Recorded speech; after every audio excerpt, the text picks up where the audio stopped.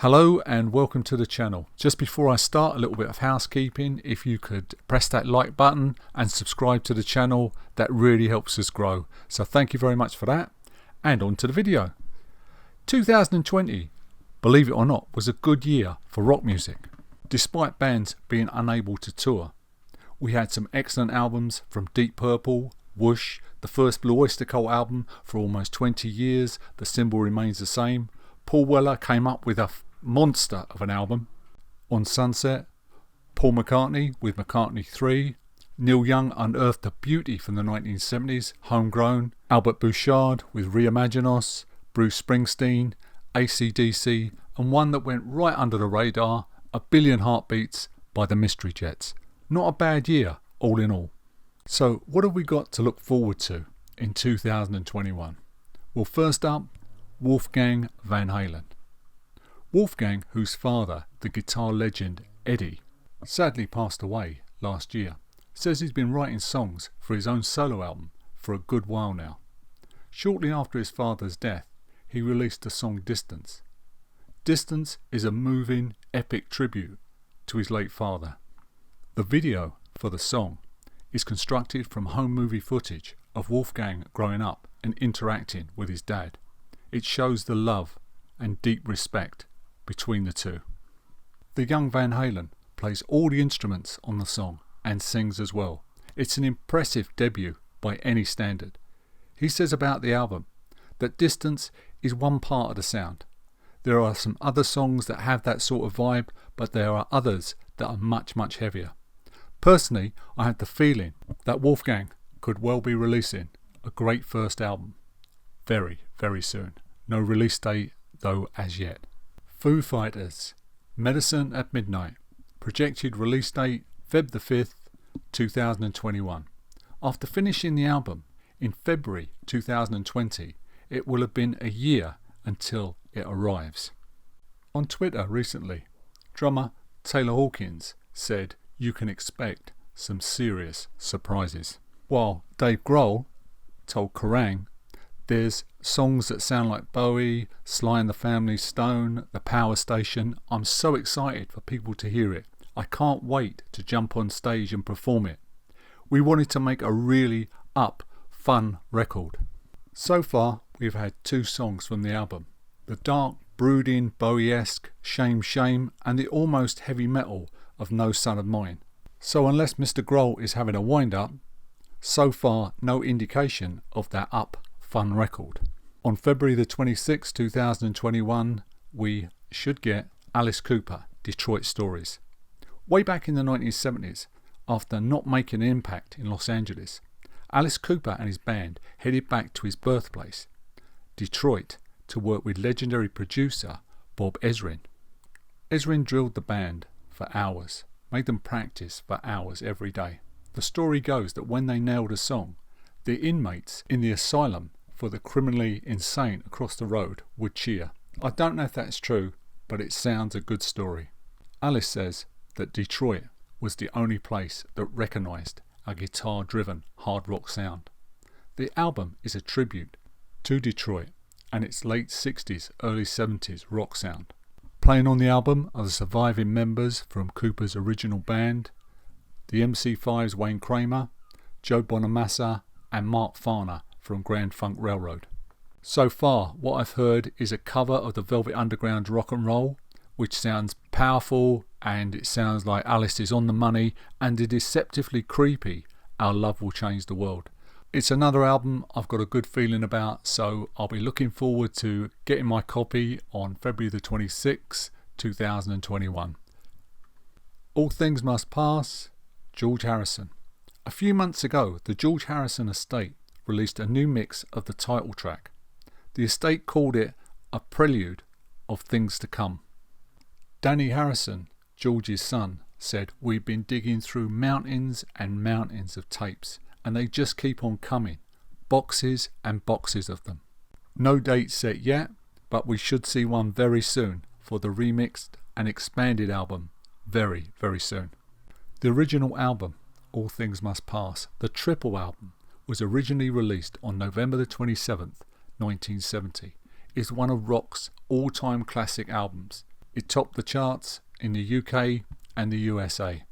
It always seemed to me that George had built up this huge amount of material, this reservoir of material with the Beatles, and when they finally disbanded, it all came out in one great big rush.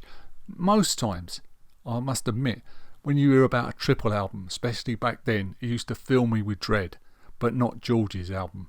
It's a joy from top to bottom. The Year of the Cat, Al Stewart. On March the 26th, 2021, we will see a limited edition, 45th anniversary edition, newly remastered by Alan Parsons, and in a 5.1 surround sound mix from the original multi-track tapes. This 45th anniversary edition will contain 3 CDs and a DVD. CD 1 will be a remastered version of the original album remastered by Alan Parsons, with a bonus track called Bell Size Blues, which I'm sure I've heard somewhere before. Disc 2, live at the Paramount Theatre, Seattle, October 1976, and there'll be 8 unreleased live tracks on Disc 2. Disc 3, again at the Paramount Theatre, Seattle, October 1976.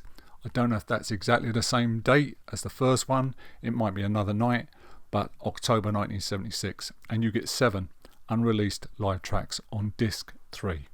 While Disc 4 is the 5.1 surround sound mix. Right, that's the details of the album. Is it any good? Well, the album was a huge success back in 1976, critically and commercially.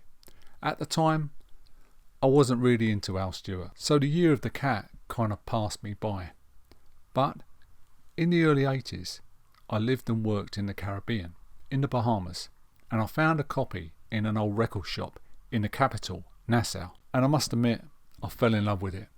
Al's lyrics and music seemed to fit in perfectly, with the sun, those sea breezes, and those waving palm trees. The musicianship and Parsons' production is top drawer, and Al surrounds himself with players of the highest quality. I can only try and imagine what the 5.1 surround sound will sound like. Al's dreamy lyrics of Bogart, exotic marketplaces and Spanish borders, coupled with those beautiful layered instruments and Parsons' rich production, that would be something. And like Parsons' other piece of masterly production, Dark Side of the Moon, the Year of the Cat was often used to demonstrate new stereos in hi-fi stores. Neil Young, Ragged Glory. Neil Young always strikes me as the sort of guy who gets up and knocks out a classic album before breakfast, and then maybe another one that afternoon. As far back as I can remember, rumours have circulated about this Neil Young album coming out, or that Neil Young album coming out, and then maybe Neil just shelves it and records something completely different. Can you imagine walking around where Neil stores all this stuff? All this archive stuff.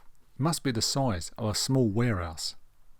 But we finally got Homegrown last year, and what a beauty of an album that was.